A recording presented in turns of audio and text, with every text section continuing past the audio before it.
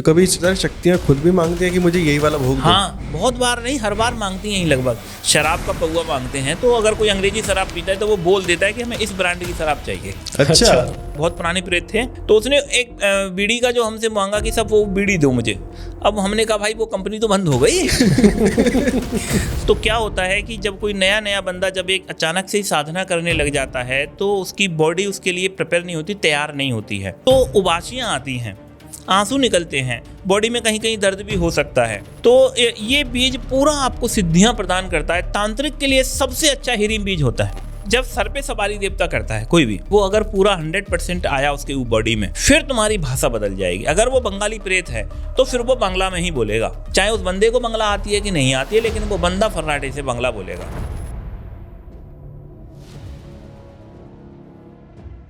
Haresh ji, welcome back to the Vixel talks. Adesh. नमस्कार sir, कैसे हैं आप? आदेश, एकदम बढ़िया। आपके जो दोनों पॉडकास्ट हमने बनाए जी, उसमें हमें तो मज़ा आया ही आया, ऑडियंस को भी बहुत मज़ा आया। जी, बहुत अच्छा। और ऑडियंस ने हमें मैसेजेस कर करके, चैट कर करके, कमेंट्स कर करके बोला कि हरेश सर को दोबारा बुलाइए, हरेश गुरुजी को दोबारा बुलाइए। और उनसे कुछ क्वेश्चंस हैं जो उन्होंने हमारे पास पर्सनली भेजे कि आप ये क्वेश्चन उनसे ज़रूर पूछिए। तो आज का जो एपिसोड है सर, ये ऑडियंस के नाम है पूरा का पूरा। जो भी उन्होंने हमें कमेंट्स किए हैं, मैसेजेस भेजे हैं, उन्हीं को हमने उठा करके सारे आपके लिए क्वेश्चंस हमने रखे हुए हैं आज के इस पॉडकास्ट में। अब पिछले पॉडकास्ट में हमने लोगों को ये तो बता दिया कि तंत्र में कैसे आना है, कैसे साधनाएं शुरू करनी है। अब उसे सीख के कई लोगों ने अपने गुरु चुने भी हैं और लोगों ने साधनाएं करनी चालू भी करी हैं। पर बीच बीच में जो उनके क्वेश्चन आए हैं ना हमारे कमेंट्स में और हमारे मैसेजेस में, वो हमें भी कई हद तक बहुत वैलिड लगे हैं। उससे समझ आ रहा है कि उनके वो रियल एक्सपीरियंसेस हैं जो आज हम इस पॉडकास्ट में अपने क्वेश्चंस के साथ साथ डिस्कस करने वाले हैं। तो सबसे पहले तो हम अपने ऑडियंस से ही शुरू करेंगे। कई ऐसे लोग भी होंगे सर जो हमारे 2 एपिसोड पीछे देख चुके होंगे और काफ़ी कुछ जान चुके होंगे आपके बारे में। पर मुझे ऐसे लगता है कई ऐसे व्यूवर्स भी होंगे जो फर्स्ट टाइम आपको देख रहे होंगे। ठीक है। तो मैं उनकी कनेक्टिविटी के लिए ये चाहूँगा कि आप छोटा सा एक इंट्रोडक्शन दीजिए। वैसे तो आपको इंट्रोडक्शन की ज़रूरत ही नहीं है क्योंकि लोग आपको जानते ही हैं, पर तब भी एक उन न्यू व्यूवर्स के लिए जो फर्स्ट टाइम आपको देख रहे हैं सर।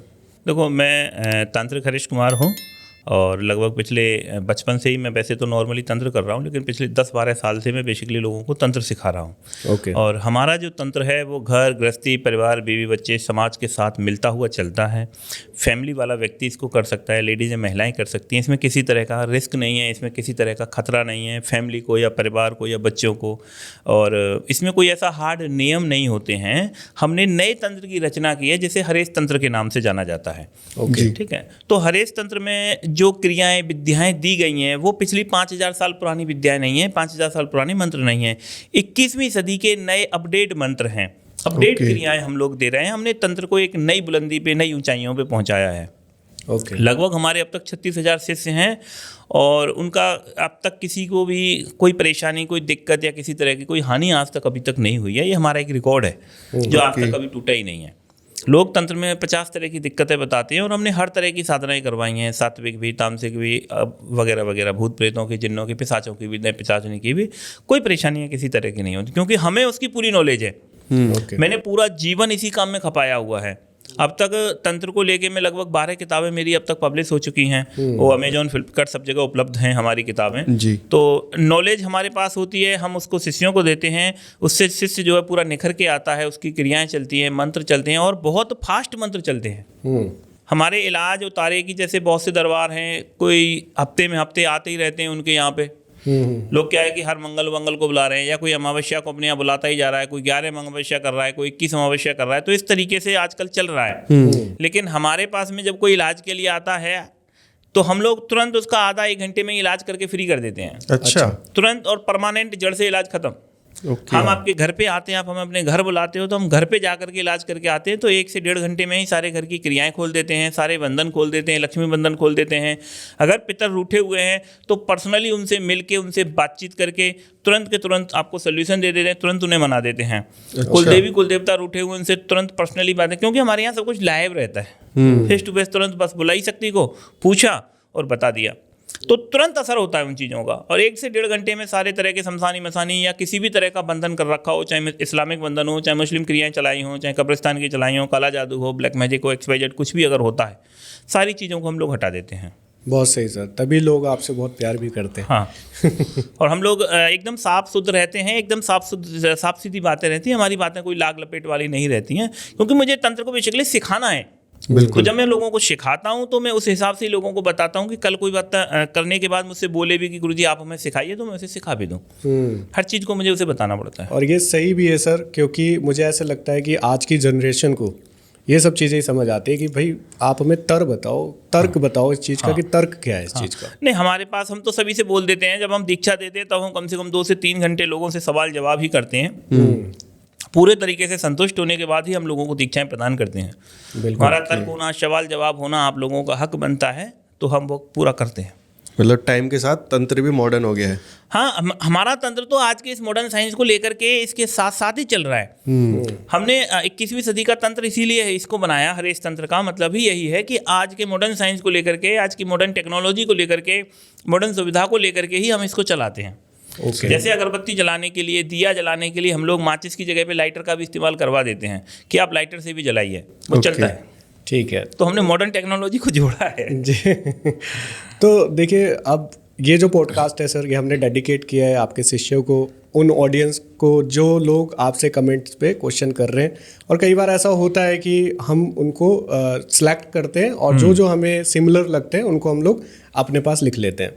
तो वही क्वेश्चंस आज हमने सारे के सारे लिए हैं। तो सबसे पहला क्वेश्चन जो लोग ज़्यादातर हमारे पॉडकास्ट पे शेयर करते हैं कि जैसे वो साधना कर रहे हैं या पूजा कर रहे हैं या जो भी चीज़ वो कर रहे हैं, साधना करते हुए उनको कई बार उबासी आती है, ठीक है, और कई बार आंखों से पानी भी आता है उनके। तो उस वाले सिचुएशन में उनको क्या करना चाहिए? देखिए, ये अवस्थाएं नए साधक की आती हैं और आती है, शरीर में एक आलस होता है हमारी बॉडी के अंदर। ओके, ठीक है, तो इसे शास्त्रों में मल बोला जाता है। ओके, ठीक, तो क्या होता है कि जब कोई नया बंदा जब एक अचानक से ही साधना करने लग जाता है तो उसकी बॉडी उसके लिए प्रिपेयर नहीं होती, तैयार नहीं होती है। ठीक है, तो उबासियाँ आती हैं, आंसू निकलते हैं, बॉडी में कहीं कहीं दर्द भी हो सकता है, सिर भारी हो सकता है, वाइब्रेशंस आ सकते हैं कुछ, और ये सब इसलिए होता है कि हम बिना तैयारी के ही इसमें कूद जाते हैं। तो बेसिकली नए साधकों को क्या करना चाहिए कि आपको कम से कम आधा घंटे का प्राणायाम करना चाहिए। ओके, नॉर्मली आपको प्राणायाम करना है, ज़्यादा कोई और उच्च कोटि का हाई लेवल के प्राणायाम नहीं करने हैं। जो नॉर्मली प्राणायाम होता है कि आपने सांस ली, जितना आपसे क्षमता है उतनी रोकी और फिर वापस छोड़ दी। ठीक है, रेचक किया, कुंभक किया और पूरक किया, नॉर्मली प्राणायाम करना है। ये आप कम से कम आधा घंटे करिए। आपकी बॉडी रीढ़ की हड्डी सीधी रखनी है, आपका आसन स्थिर हो जाएगा और आपको आलस आना बंद हो जाएगा। आपकी बॉडी उसे एक्सेप्टेबल कर लेगी, शरीर में ऊर्जा बनने शुरू हो जाएगी, ताकत आना शुरू हो जाएगी, मन स्थिर होना शुरू हो जाएगा, मन एकाग्र होना शुरू हो जाएगा। और आगे जब आप मंत्र जाप करोगे, जब क्रियाएं करोगे, तो आपको किसी भी तरह की कोई दिक्कत, प्रॉब्लम्स नहीं आएगी। और आसन स्थिर होना चाहिए सबसे पहले। बिना आसन स्थिर किए हुए भी जब कोई साधक साधना में करता है मेहनत, तो उसमें भी बहुत ज़्यादा दिक्कतें आती हैं, उबासियाँ आती हैं, बॉडी में पेन होता है बहुत जगह पे, तो लोग बैठ नहीं पाते, घुटनों में दर्द होता है, एड़ी में दर्द होता है, बहुत ज़्यादा दिक्कतें आती हैं। तो सर इसके साथ साथ एक और बहुत कॉमन क्वेश्चन आया साधकों का कि साधकों को कामुक विचार आते हैं करते हुए, तो इसमें आलस का तो कोई कनेक्शन नहीं होगा? नहीं, आलस का कामुकता का खैर अलग चीज़ होती है। कामुकता हमारी, अगर मैं कोई अप्सरा की पत्नी या प्रेम का रूप में कोई साधना कर रहा हूँ, विशेषकर कोई पिशाचिनी की मैं साधना कर रहा हूँ, या किसी यक्षिणी की पत्नी या प्रेम का रूप में मैं साधना कर रहा हूँ, तो ये विचार आना स्वाभाविक है और आते हैं। और ये सही है। आपको कोई निर्वस्त्र स्त्री दिखाई दे रही है ध्यान में या स्वप्न में, या आपको अन्य स्त्रियां दिखाई दे रही हैं, या आपको फिजिकली लोग होते हुए दिखाई दे रहे हैं, मैथुन करते हुए योनि कोई दिखाई दे रही है, कोई जीव भी दिखाई दे रहा है अगर आपको ध्यान में या सपने में, और आप इस तरह की साधनाएं कर रहे हैं, तो ये सारी चीज़ें सही जाती हैं। इनका होना सही है। लेकिन आप किसी वीर की साधना करो, आप किसी हनुमान जी की साधना करो, आप किसी दुर्गा की साधना करो, आप देवी की साधना करो, देवताओं की साधनाएं करो, अच्छी कोई साधनाएं आप कर रहे हैं, फिर ये विचार आ रहे हैं, तो फिर आप गलत वे में जा रहे हैं। ठीक है, आपकी जो काम की ऊर्जा है वो आपने दमन कर रखी है, आपने उसे हद से ज़्यादा या तो कहीं पे रोका हुआ है, या आपका मन ज़्यादातर चंचल हो चुका है। ठीक है, तो उसके लिए वही प्रयोग करने हैं कि आपको प्राणायाम करना है, और ऊर्ध्वरेता एक क्रिया होती है, उस क्रिया को आपको करना है। उस क्रिया को करने से भी आपका मन कंट्रोल हो जाएगा, और ये जो कामुक विचार जो होते हैं वो हमारे धीरे धीरे बंद हो जाएंगे। आते ये तभी हैं जब हमारा मन चंचल है, ये आपके कंट्रोल में नहीं है। ये आपके कंट्रोल में नहीं है। तो सर देखिए, ये तो दोनों क्वेश्चंस हो गए, पर अगर हम एक इनको पूरा का पूरा जोड़ दें कि अगर एक कोई साधक है उसको क्या तैयारियां करनी चाहिए अपने साधना करने से पहले, अगर ये आप थोड़ा सा एक वे में बता दें तो उनके लिए थोड़ी हेल्प हो जाएगी। तंत्र करने से पहले आपको एक अच्छे बेहतर गुरु की ज़रूरत है। गुरु के ऊपर आपको श्रद्धा, विश्वास, प्रेम और समर्पण जरूरी है। यही सारी चीज़ें आपको इष्ट के लिए चाहिए।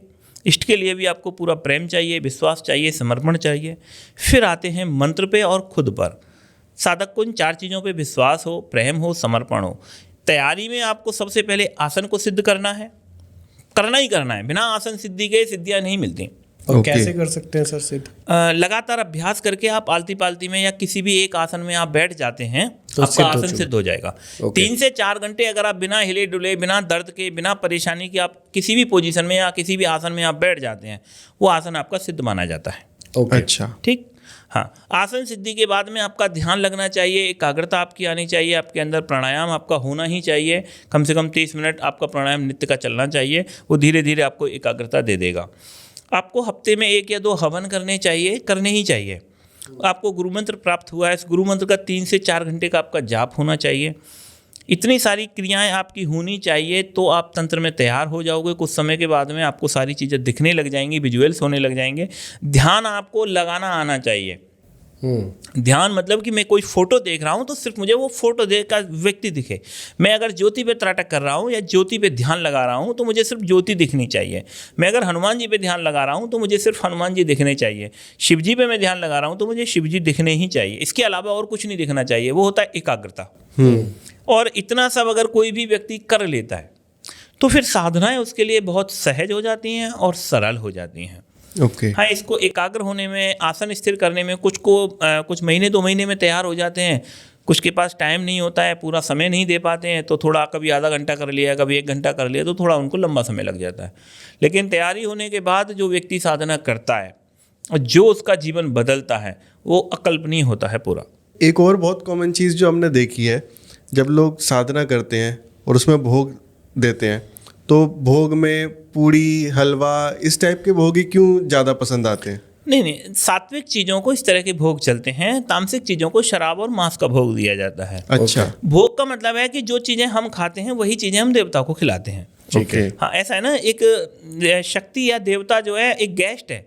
तो जैसे गेस्ट कभी भी घर पे आता है तो उसे हम अपने घर की सबसे बेस्ट चीज़, अपने क्षेत्र की सबसे बेस्ट चीज़ की, अगर मैं गुजरात जाता हूँ तो गुजरात के लोग मुझे सम्मान में वहाँ की जो सबसे स्पेशल डिश होगी, जो बढ़िया डिश होगी या बढ़िया होटल होगा, वहाँ पे वो ले जाके खाना खिलाते हैं। हर व्यक्ति का यही रहता है। तो जब हमारी शक्ति आती है तो हमारा भी यही है कि हमारे इस धरती पर सबसे अच्छी और सात्विक चीज़ होती है खीर, पूड़ियाँ। कभी घर में कोई पार्टी या प्रोग्राम होता है तो खीर पूड़ियाँ बनाई जाती हैं, और तो कुछ बनता नहीं है, पनीर की सब्जी बना देते हैं। तो जो बेस्ट होता है हम वो देवता को देते हैं। अच्छा। और खीर, पूड़ी, हलवे ये सबसे बेस्ट भोजन है। इससे बेस्ट कुछ होता ही नहीं है। सात्विक हैं, शुद्ध है, आहार है, सुपाच्य हैं और बहुत बेस्ट होता है। तो इसलिए सबसे ज़्यादा इनका भोजन दिया जाता है, इसलिए शक्तियाँ उनको पसंद करती हैं। हाँ, दूसरी चीज़ है, शक्तियों के लिए पृथ्वी ग्रह का कोई भी सामान देना बड़ा दुर्लभ है। अच्छा। देखिए, मान लो जिन्न है तो जिन्नों की जो दुनिया है उनकी दुनिया में गाय नहीं होती। ओके। अच्छा।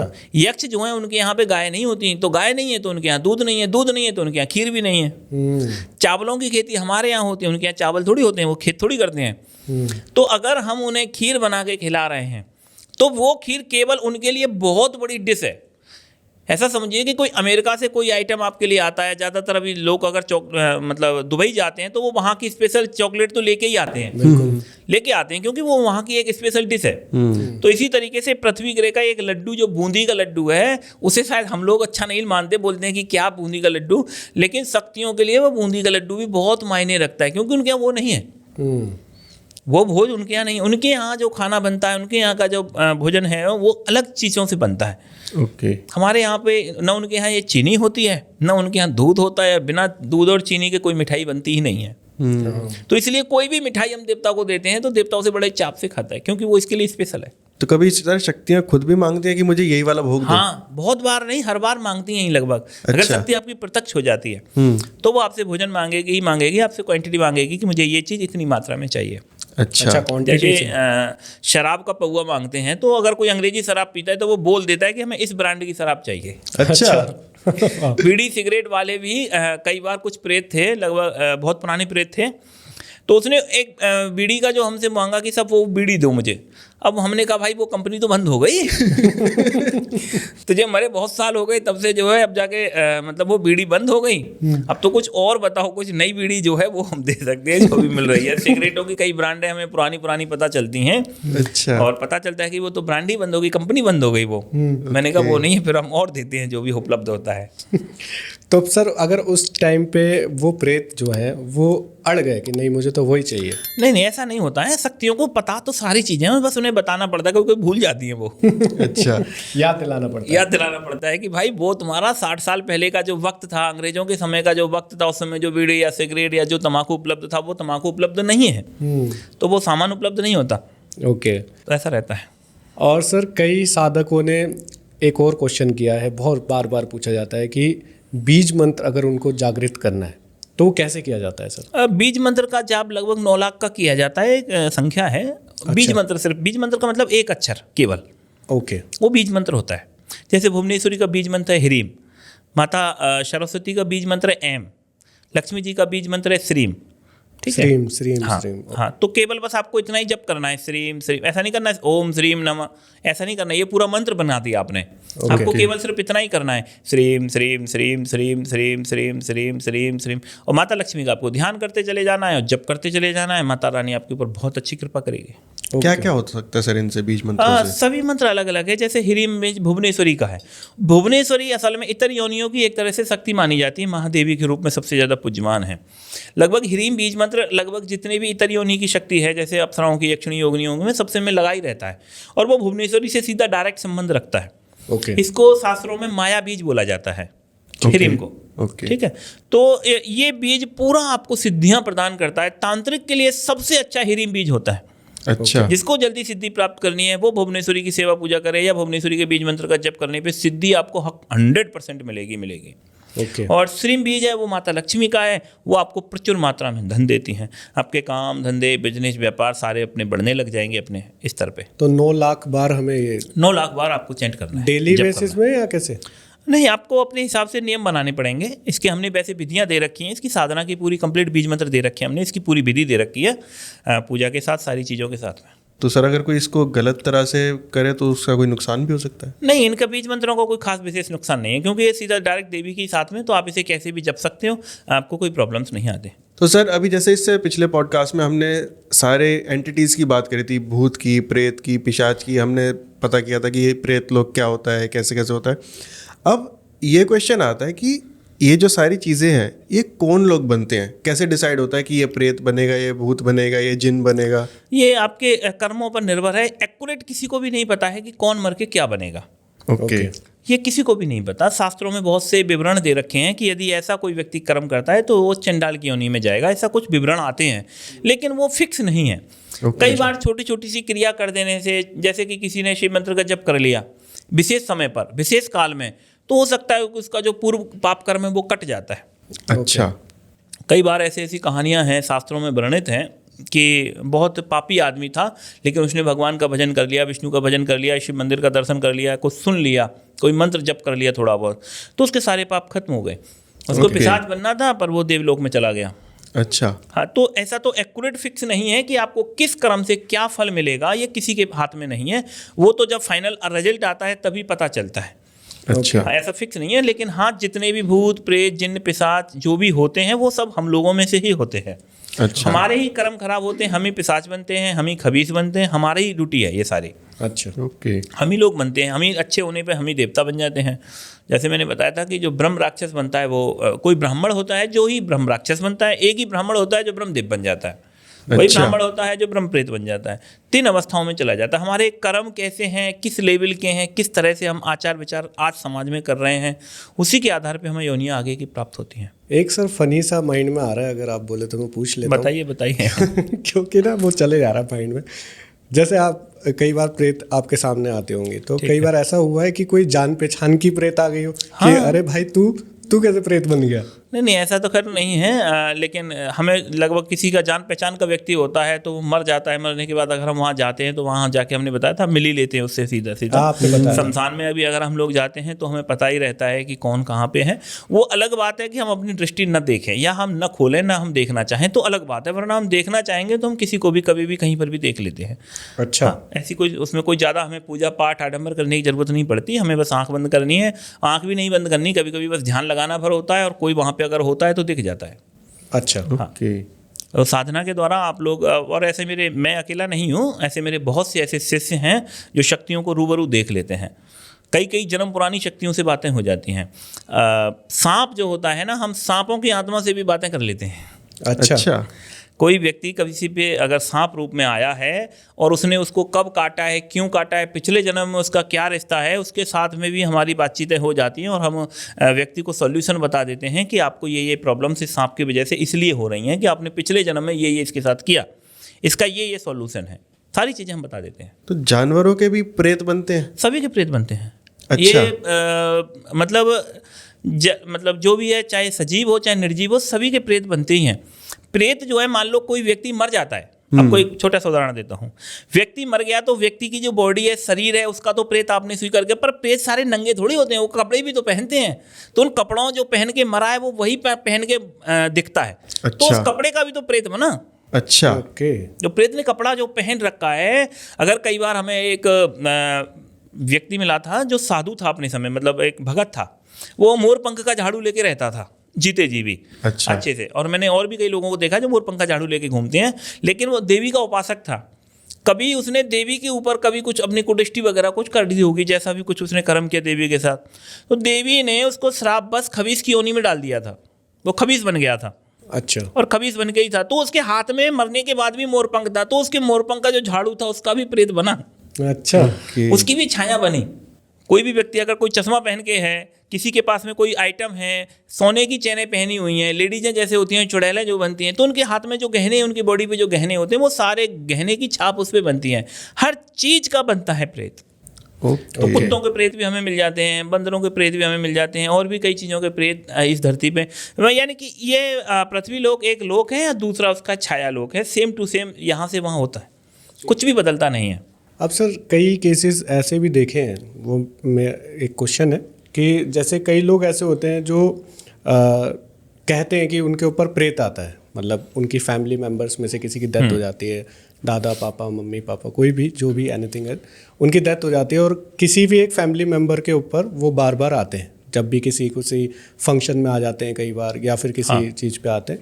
तो वो क्या है सर, ये रियलिटी है या ये क्या है? कई बार रियलिटी भी होती है, और जब सर पे सवारी देवता करता है कोई भी, तो उसकी क्षमता के ऊपर है कि वो अगर पूरा 100% आया उसके बॉडी में, तो वो रियल में जैसा है वैसा ही महसूस करेगा वो व्यक्ति। ओके। और मेरे जीवन में एक प्रेत था, मेरा एक शिष्य था, गांव का ही था वो। उसका जो पिता था सांस की बीमारी में मरा था वो, और कुछ काम हमें पड़ गया था, पिताजी से कुछ पूछना था, तो हमने उसका आह्वान कर दिया उसकी बॉडी पे, बच्चे की पे, बेटे की पे। तो जब बेटे की बॉडी पे आह्वान किया तो बेटे को पूरे वही घटनाक्रम पूरा, उसकी सांस जो उखड़ी हुई थी, पूरी सांस उखड़ी रही कम से कम 10, जब वो आया तो 10 मिनट तो उसको सांस लेने में लगे। 10 मिनट के बाद वो वही सहकारे उसके चलते रहे, साएं साएं साएं साएं उसकी होती रही। उससे हमने बातें की, वो एक ओरिजिनल प्रेत मैंने अपने जीवन में देखा है कि हाँ प्रेत एक आता है बॉडी पे। बाकी के ये जो लोग आते हैं ये पूरे नहीं आते। अच्छा।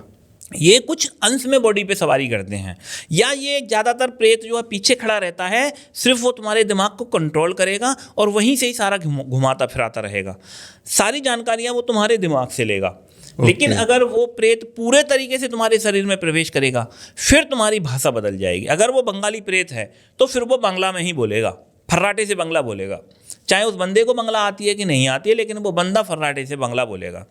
अंग्रेजी अगर आती है उसको तो वो फर्राटे से अंग्रेजी बोलेगा, चाहे उस बंदे को अंग्रेजी आती है कि नहीं, पर वो होगा तब जब वो प्रेत पूरा उसकी बॉडी पे कंट्रोल कर ले। वो जल्दी से नहीं होता, वो हर जगह पे नहीं होता। पर सर वो बार बार आते हैं, बार बार जाते हैं, ये कैसे पॉसिबल है? ये पॉसिबल है ना, घर का प्रेत जो है घर ही में रहता है।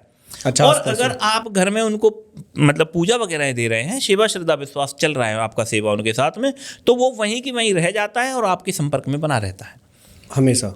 हाँ, तो हमेशा। क्या ये ठीक होता है या गलत होता है? अब ये तो आपको इस तरीके से देखना है कि आपको अपने पिताजी को मुक्त में रखना है कि आपको, ज़्यादातर हमसे कोई पूछता है कि गुरुजी मेरे पिताजी मर गए, अभी लेटेस्ट में किसी के पिताजी एक्सपायर हुए, तो उसने कहा गुरुजी मैं उनसे बात करना चाहता हूँ कि उनकी कोई इच्छा तो नहीं है। मैंने कहा भाई देख, अब उनको शांति से मरने दे, उनकी तरफ तुम कोशिश करो कि जो मर गया है उससे आप संपर्क न करो। हमारे शास्त्रों में आप अमावस्या के दिन उनको भोग पूजा दे दो और पितृपक्ष में आप उनको पूजा भोग दे दो, इतना ही संपर्क आप रखिएगा। अगर आप तांत्रिक नहीं है तो एक आम गृहस्थी को इतने सही है। बाकी वो व्यक्ति जो मर गया उसको जितना जल्दी हो जाए उतना भूलने में आपको बेनिफिट है, ओके। क्योंकि उतना ही अच्छा, अगर आप उसे याद नहीं करेंगे तो वो मृत आत्मा भी आपको याद नहीं करेगी और वो अपनी दुनिया में रम जाएगी, और आप उसे रोते रहोगे आप तो वो भी बेचारा दुखी रहेगा। अब आप अपने पिता को दुखी देखना चाहते हैं, आप तो रो ही रहे हो, वो भी बेचारा वहाँ पे रो ही रहा है। तो कई बार क्या होता है ऐसी अवस्था में, शास्त्र कहते हैं कि अगर आप पिता को या इनको बार बार में रिपीट में याद कर रहे हैं तो वो फिर वापस से आपके वंश में ही जन्म ले लेते हैं, आपके बेटे के रूप में ही जन्म ले लेगा, आपके नाती के रूप में जन्म ले लेगा, वो वंश में ही वापस से रिपीट होते रहते हैं। ऐसा कई बार आता है। ओके। या सांप के रूप में जल्दी से आ जाते हैं। अच्छा। सांप हमारे साथ में ज़्यादा घनिष्ठता के साथ जुड़े हुए हैं। ओके। स्थूल जीवों में अगर हम किसी जीव को तुलना करते हैं मनुष्य के साथ में, तो सांप एक ऐसी योनि है स्थूल रूप में जो मनुष्य के साथ में सीधा संपर्क स्थापित करती है। ठीक है, तो यानी कि जो अभी मेरे को आपकी बात से समझ आया, जो लोग अगर चले गए हैं तो उनको हमें जाने देना चाहिए। उनको हमें जाने देना ज़्यादा बेस्ट है, क्योंकि उसको बुला करके भी ज़्यादा कोई बेनिफिट नहीं है, और आप हुक्म नहीं चला सकते अपने पिता के ऊपर। परिवार का कोई प्रेत आपने सिद्ध भी कर लिया है तो आप उसको मार नहीं सकते ज़रूरत पे, डांट नहीं सकते ज़रूरत पे, आप उससे कोई ज़बरदस्ती काम नहीं ले सकते, उल्टा वही आपको डांट देगा, वही आपको चिल्ला देगा, है ना। तो हम कोशिश करते हैं कि आप घर का प्रेत सिद्ध ना करो, ओके। आप बाहर का कोई बंदा सिद्ध कीजिए जो आपका पूरा काम करेगा। जरूरत पड़ेगी आप, क्योंकि अभी हमने किसी प्रेत को मान लीजिए कि भेज दिया किसी के घर पे, और उसके घर पे किसी देवी का पहरा है और देवी ने उसको पकड़ लिया और देवी ने पकड़ के उसको पीटना शुरू कर दिया, तो अब आप अपने अगर पिताजी को भेज रहे हो, पिताजी की कहीं पिटाई हो रही है, तो वो एक तरीके से ठीक नहीं है ना। तो इसलिए प्रेतों को कोशिश की जाती है कि आप बाहर से कोई बंदा है उसे आप सिद्ध कीजिए, और जितना जवान हो, हट्टा कट्टा हो, ताकतवर हो, उतनी शक्ति प्रेत की बनी रहती है, उतना ही फास्ट और जल्दी वो काम करता है। तो सर इसके बाद एक और टॉपिक आता है जो इंटरनेट पे हमने बहुत देखा है, बहुत सुना है, पर हमें तो कम से कम उसके बारे में कुछ नॉलेज नहीं है, जो कि है कुंडलिनी की बात। हाँ, अब ये क्या होता है, क्या कोई साधना है, क्या चीज़ें हमारे अंदर ऐसा कुछ है, इसके बारे में हमें कुछ नहीं पता, तो प्लीज़ इसके बारे में थोड़ा सा पहले आप एक्सप्लेन हाँ, कीजिए। देखिए ऐसा होता है कि हमारी बॉडी ना, मैंने एक बार आपको शायद बताया था, हमारी बॉडी दो हिस्सों में बटी हुई है, एक स्थूल होती है जी। और एक सूक्ष्म शरीर होता है हमारा। तो दो शरीर हमारे होते हैं। स्थूल शरीर जो है पूरा हाड़ मांस का बना रहता है, लेकिन जो सूक्ष्म शरीर होता है, सारे तत्व, सारी शक्तियाँ, सारी पावर्स उसी के अंदर रहती है। ये स्थूल शरीर सूक्ष्म शरीर से ही संचालित होता है। अब क्या होता है कि हमारी जो बॉडी स्थूल शरीर की होती है, इसकी रीढ़ की हड्डी होती है, इसी रीढ़ की हड्डी सूक्ष्म शरीर की भी बनती है। ओके। और बॉडी में 7 केंद्र होते हैं, ठीक है, जिन्हें सप्त चक्र बोला जाता है, जिसे कुंडलिनी बोलते हैं। और कुंडलिनी की जो ऊर्जा है या जो पावर है, वो उस सूक्ष्म शरीर की रीढ़ की हड्डी जो बनती है उसके अंदर बनी रहती है। उसको जब आप देखोगे या जब आप ध्यान उस पर लगाओगे तो वो जागृत होती है। सप्त चक्र होते हैं, 7 चक्र होते हैं, मूलाधार चक्र से स्टार्ट होते हैं, सहस्त्रार तक पहुंच जाते हैं, सिर तक। और ये मूलाधार से नीचे से यहाँ से शुरू होगी और ऐसे चलती हुई जाएगी पूरा यहाँ ऊपर तक, सिर तक, यहाँ तक आपकी ऊर्जा एनर्जी पहुँचती है। इनमें सबसे जागृत जो चक्र होता है वो होता है अज्ञा चक्र। ये सबसे फास्ट में जाग जाता है। इससे आपको काल ज्ञान जो है बेसिकली प्राप्त हो जाता है, भूत भविष्य देखना आपको प्राप्त हो जाता है, आपको दिव्य दृष्टि इससे आपको प्राप्त हो जाती है। एक यहाँ विशुद्धि चक्र होता है, ये चक्र भी बहुत काम का होता है। इस चक्र के द्वारा अगर ये भी आपका जाग जाता है तो ये भी आपको काल ज्ञान देता है, क्योंकि यहाँ पे आकाश तत्व हम होता है, इसका बीज मंत्र होता है हम। ओके। ठीक है, तो इसी तरीके से पूरी बॉडी के सारे 7 चक्र हैं, इनमें अलग अलग पावर्स हैं। इसको बस कभी लंबा इसका अनुष्ठान जाता है, ये आता है योग में, ये तंत्र में नहीं आता। ओके। ठीक है, हमारी बॉडी में, हमारी बॉडी से जो शक्तियाँ प्राप्त की जाती हैं, योग से जो शक्तियाँ प्राप्त की जाती हैं, योग से जो सिद्धियाँ प्राप्त की जाती हैं, वो जो हैं थोड़ी शक्तिशाली होती हैं, ताकतवर होती हैं तंत्र की अपेक्षा। ओके। लेकिन उनको जगाया जाता है, उनको ध्यान से एक्टिव किया जाता है। तो जब हम किसी एक जगह पे ध्यान फोकस करते हैं बार बार, तो वहाँ पे वो क्रियाएं होती है और वो एक्टिव हो जाते हैं। ठीक है। ऐसे है कि जैसे कि आप किसी एक चीज़ को बार बार गर्म कर रहे हैं तो वो गर्म हो जाती है। तो इसी तरीके से जब हम किसी एक बिंदु पे, किसी एक केंद्र पे जब हम ध्यान लगाते हैं कंटिन्यू, तो वो चक्र हमारा जागृत हो जाता है। वहाँ पे जो ऊर्जा है वो पूरी बॉडी में फैल जाती है, शक्ति हमें प्राप्त होती है, उससे हम चमत्कार बहुत तरह के कर सकते हैं। लेकिन ये क्षेत्र योग में आता है। तंत्र में भूत हैं, प्रेत हैं, जिन्न हैं, पिशाच हैं या अन्य शक्तियाँ होती हैं, वो पहले से इस ब्रह्मांड में मौजूद होती हैं, उन्हें ही हम सिद्ध करते हैं। तो सर, जब अब हम शक्तियों की बात करते हैं तो आपने अक्सर मेंशन किया है पिशाचनी और भूतनी की बात करते हैं, तो साथ में आप डाकनी की बात करते हैं, और जब हम कुंडलिनी के बारे में सर्च करते हैं तो वहाँ पर भी डाकनी का जिक्र है। तो क्या ये एक ही है या अलग अलग है, क्या है ये? देखिए, तंत्र के द्वारा जो डाकनी पैदा होती है या उत्पन्न होती है या जो साधना में सिद्ध होती है, वो डाकनी अलग होती है, और जो योग में जो डाकनियाँ दी गई हैं ये डाकनियाँ अलग होती हैं। योग वाली जो डाकनी हैं वो आकार रूप में नहीं होती हैं, उनकी एक ऊर्जा कह लीजिए, उसे आप पावर कह लीजिए, या उसका एक रूप से समझ लीजिए, एनर्जी टाइप में समझ लीजिए, इस तरीके से आपको वो प्राप्त होती हैं। योग में या कुंडलियों में, कुंडलियों के लगभग कुछ चक्र हैं, उन चक्रों के द्वारा डाकनियाँ पैदा की जाती हैं, उत्पन्न की जाती हैं एनर्जी से। लेकिन बाहर की दुनिया में वो नहीं होती। अच्छा। लेकिन तंत्र में मैं जिस डाकनी की बात कर रहा हूँ वो डाकनियाँ बाहर मौजूद होती हैं, जो हम में से ही कोई लेडीज है मरने के बाद बन जाती है, वो पहले से ही मौजूद होती है, वो प्रत्यक्ष सिद्ध होती है और सारे काम करती है। असल में तंत्र में असली डाकनियाँ वही होती हैं। अब होता क्या है कि जिस व्यक्ति ने, किसी ने अपने कुंडलियों को जगाया या कुंडलियों पे जिसने काम किया, ध्यान लगाया, XYZ, उसको कुछ होता है, कुछ उसको अनुभव होते हैं, तो उसका ऐसा मानना होता है कि ये शक्तियाँ अंदर से ही पैदा होती हैं, क्योंकि उसने तंत्र में कभी शमशान में तो गया नहीं है, कभी उसने और साधनाएं तो की नहीं होती हैं, तो इसलिए वो कन्फ्यूज हो जाता है। उसे ऐसा लगता है कि योग से ही सब कुछ प्राप्त होता है, लेकिन ऐसा एक्चुअली में होता नहीं है। योग क्षेत्र ही पूरा अलग है। योग की सिद्धियाँ, योग की शक्तियाँ अलग होती हैं, तंत्र की सिद्धियाँ, तंत्र की शक्तियाँ ही अलग होती हैं, दोनों ही दुनिया अलग हैं। योग में अपने अंदर जाया जाता है और तंत्र में बाहर जाया जाता है। क्योंकि हमने ये भी सुना है कि कई लोग बिना नॉलेज के जैसे कुंडलिनी जागृत करने की कोशिश करते हैं तो कुछ मेंटली अनस्टेबल भी हो जाते हैं। अभी एक मेरा गुजरात का शिष्य है, तो उसको क्या है कि वो पता नहीं किस गुरु के साथ जुड़ गया था, कोई उसने योग की कुछ क्रियाएं कर ली। योग की क्रियाएं कर ली तो उसको बहुत ज़्यादा उबासी आने लग गई। जैसे अब वो ध्यान पे बैठता है, कोई जप करता है, तो उबासी टाइप की उसको बहुत ज़्यादा आने लग गई। अच्छा। तो वो बहुत ज़्यादा डिस्टर्ब हो गया, आंखों से आंसू आना, पानी आना और बहुत सी चीज़ें हो गई। तो उसने मुझे कांटेक्ट किया, बोला कि गुरुजी मेरे साथ में ऐसे ऐसे करके कोई क्रिया हो रही है। तो मैंने कहा क्या कर रहा है तू? तो बोला गुरुजी मैं ऐसे ऐसे प्रयोग कर रहा हूँ, अभी तो मैंने वो बंद कर दिया है, पर वो क्रिया नहीं रुक रही है। अब चक्र बिगड़ जाते हैं, एनर्जी बिगड़ जाती है बॉडी की। तो फिर मैंने कहा तू अब ऐसा कर रहा है, तू ये वाला प्राणायाम कर। तो अभी प्राणायाम करने से उसके जो उबासियाँ जो आ रही थी, जो चक्र जो बिगड़ रहा था, जो डिसबैलेंस हो रही थी एनर्जी, वो ठीक से बैलेंस होने लग गई। अच्छा। और अच्छे से। तो ये भी बहुत ज़रूरी है कि अगर आप बिना गुरु के कुछ भी आप कर रहे हैं। एक और मेरे पास में बहुत साल हो गए, उसको 6-7 साल हो गए शायद। उस समय मेरे पास में एक सिद्ध आया था और वो ये कह रहा था कि बद्रीनाथ में कहीं पे उसका आश्रम है ऊंचाई पे। बोला कि गुरुजी मैं नीचे नहीं आता हूँ, साल 2 साल 5 साल में ही कभी नीचे कभी चक्कर लगाने आया हूँ, नहीं तो मैं अपने आश्रम में ऊपर ही रहता हूँ, वहीं पर ही। तो मैंने आपके बारे में सुना, मैं आपके पास में बड़ी उम्मीद लेके आया हूँ। तो वो जब यहाँ आया तो उसने मुझे बताया कि उसने कोई योग में, कुंडलियों में, इन चक्रों पे कोई काम किया। अच्छा। ठीक है।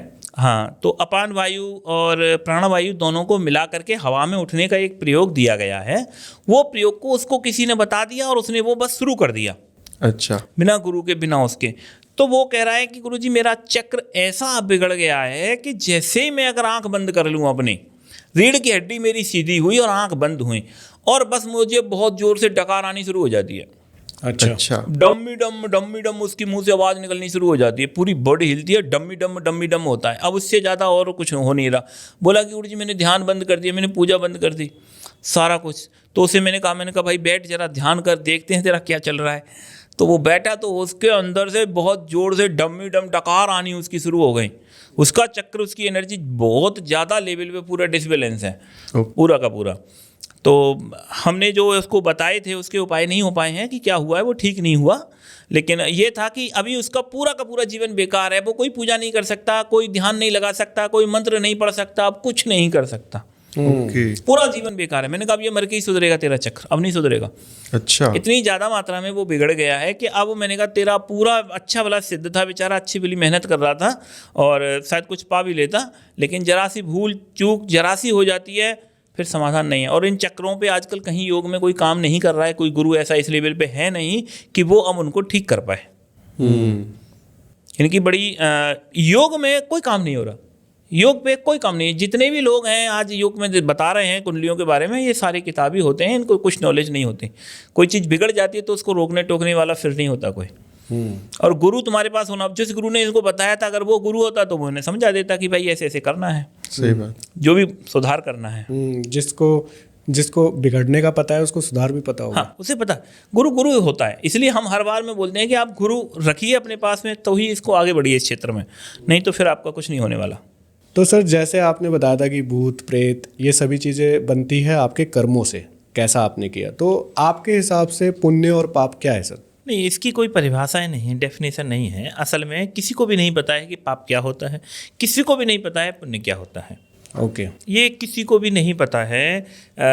जीव हत्या करना भी पाप होता है कि नहीं होता है, पुण्य होता है कि नहीं होता है, ये किसी को नहीं पता। अच्छा। सही क्या है ये किसी को नहीं पता। हर समाज ने अपने अपने अलग अलग नियम बना रखे हैं, ठीक है। जैसे हिंदू जो समाज है, हिंदू समाज ने नियम बना रखा है कि आप एक पत्नी के अलावा दूसरी पत्नी रखेंगे तो वो पाप की कैटेगरी में आएगा। लेकिन मुस्लिम समाज कहता है कि तुम 4 पत्नियां रखोगे तो भी कोई पाप नहीं होता है। इंसान तो वो भी हैं, है कि नहीं। तो अपने अपने समाज ने अपने नियम बना रखे हैं कि आप किस तरीके से अपनी लाइफ को जियोगे। कोई कुछ खाता है, कोई कुछ पीता है, कहीं पर आपको वो मिलता है पुण्य मिलता है, कहीं आपको पाप मिलता है। तो ये सारी चीज़ें अलग हो जाती हैं और मैं बेसिकली इस पर ध्यान नहीं देता। ओके। क्योंकि आप किसी भी जीव की हत्या करने पर अगर ऐसा लेके चलते हैं तो ये लगभग हर जीव की मृत्यु होती ही है और फिक्स है। पाप पुण्य का चक्कर ही अलग हो जाता है। लगभग हर जीव, प्रकृति जितने भी बनाई है, जो भी मांसाहारी जीव है, सारे जीवों को मार के ही खाते हैं। बिल्कुल। और प्रकृति के बनाए हैं वो। शेर जैसे हो गया, छिपकली जो हो गई, ये जीव मार के ही खाते हैं और अनगिनत मात्रा में खाते हैं। और आपको जानकारी बताऊं मजे की बात, इनका स्वर्ग और नरक नहीं होता। अच्छा। जो शेर है वो कितने भी जीवों को मार के खा जाए, छिपकली कितने भी जीवों को मार के खा जाए, लेकिन ये कभी स्वर्ग और नरक नहीं जाते। अच्छा। मनुष्य जो है, जो कि बहुत ही शुद्ध और सात्विक रहता है आज के समय पे, उसके बेचारे के स्वर्ग और नरक होते हैं। और इसका कारण यही है कि मनुष्य जो है कर्म करता है। अन्य योनियों को हम बोलते हैं कि ये भोग योनि है। ये सिर्फ भोग रही हैं, कर्म नहीं कर रही हैं। हम जो हैं भोगते भी हैं और हम कर्म भी करते हैं, हम मिश्रित हैं। ऐसा नहीं है कि हम सिर्फ कर्म ही कर्म कर रहे हैं, नहीं, हम भोगते भी हैं। इसलिए जो परमात्मा लिख देता है कि जो ऐसा होना है वो होना है, वो भोग में आ गया। और ऐसा नहीं होना है, हमने किया है, वो हमारे कर्म में आ जाता है। क्योंकि हम कुछ भी अगर गलत कर रहे हैं और उस गलत का पाप कर्म हमें मिल रहा है, कुछ भी फल अगर उसका मिल रहा है तो हमने किया है, तो हम करते हैं, हम कर्म भी करते हैं और भोगते भी हैं। तो सर जैसे आपने बताया कि स्वर्ग और नरक में मनुष्य ही जाते हैं, जानवर नहीं जाते, तो स्वर्ग और नरक क्या असल में होता है? कुछ ऐसे विजुअल दिखते हैं, कुछ प्रमाण है इसके? नहीं, देखिए, प्रमाण आपको तभी मिल सकते हैं जब आप इस लेवल पे पहुंच जाएं कि आप सूक्ष्म शरीर से एस्ट्रो ट्रेवल्स आत्माओं के द्वारा आप वहां जा सकें, आप उनको देख सकें, तो आप प्रमाण आपको मिल सकते हैं। बाकी के प्रमाण तो यहाँ पे यही है कि कई बार बहुत जगहों पे पुनर्जन्म हमने देखे हैं, सुने हैं। कई बार ऐसा सुना है कि कोई व्यक्ति था और वो मर गया, मर के वो चला गया और जाने के कुछ मिनटों के बाद, कुछ घंटे के बाद में वो वापस जिंदा हो गया। तो कहते हैं कि उसकी बॉडी पे किसी के मारने के, चिमटे मारने के, कभी कोड़े मारने के निशान आ जाते हैं उस बॉडी पे। अच्छा। ठीक है, वो निशान ये बताते हैं कि हाँ, मरने के बाद भी वहाँ पे सजाएं मिलती हैं। लेकिन ये भी मैंने जितना देखा है कि ये हर व्यक्ति के साथ नहीं होता। यानी कि एक ऐसा है कि जैसे स्वर्ग जाने के लिए आपको बहुत सारे पुण्य करने पड़ेंगे, उसी तरीके से नरक जाने के लिए भी आपको बहुत सारे पाप करने पड़ेंगे। नरक भी हर किसी को नसीब नहीं होता। अच्छा। नरक के लिए भी आपको बहुत ज़्यादा पापी होना पड़ेगा, तब शायद कहीं आपको नरक मिले। नहीं तो हमने ज़्यादातर लोगों को भूत या प्रेत बनते देखा है और वो यहीं की यहीं भटकते रहते हैं, कोई यहाँ से उधर नहीं जाता। ओके। यहाँ पर जाते हैं कुछ लोग। हाँ, कुछ लोग। अब तुम्हारे कर्मों पे डिपेंड है सब कुछ कि आप कहाँ जाते हो, क्या करते हो। अब जैसे कि हिंदू आदमी वो मर के स्वर्ग जाएगा, मतलब ईसाई कोई आया तो उन्होंने अपने हेवन बना रखे हैं, ठीक है।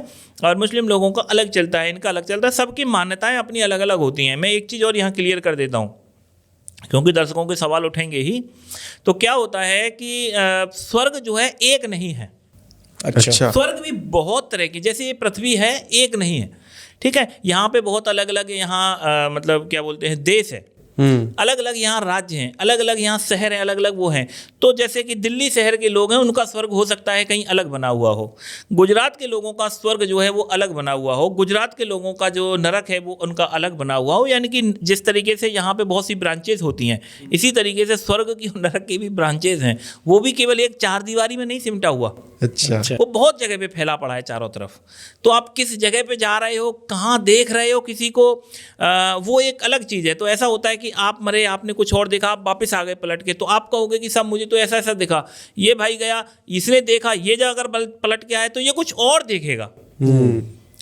तो दोनों की स्थितियां अलग अलग हो जाती हैं, क्योंकि वो एक नहीं है। एक ही जगह पे यमराज नहीं बैठा हुआ, वो बहुत जगह बल्क में, क्योंकि इतने करोड़ों लोगों को अगर सजाएं दी जा रही हैं वास्तव में, तो करोड़ों जगह पे उनके हिसाब से बना भी है, उतना ही विशाल बना हुआ है। तो ऐसे बटा हुआ है ये सारा कुछ। तो सर जैसे आपने बोला कि हर किसी को नसीब नहीं होता, नर्क भी स्वर्ग भी, यहीं लोग भटकते हैं। तो मोक्ष क्या है सर?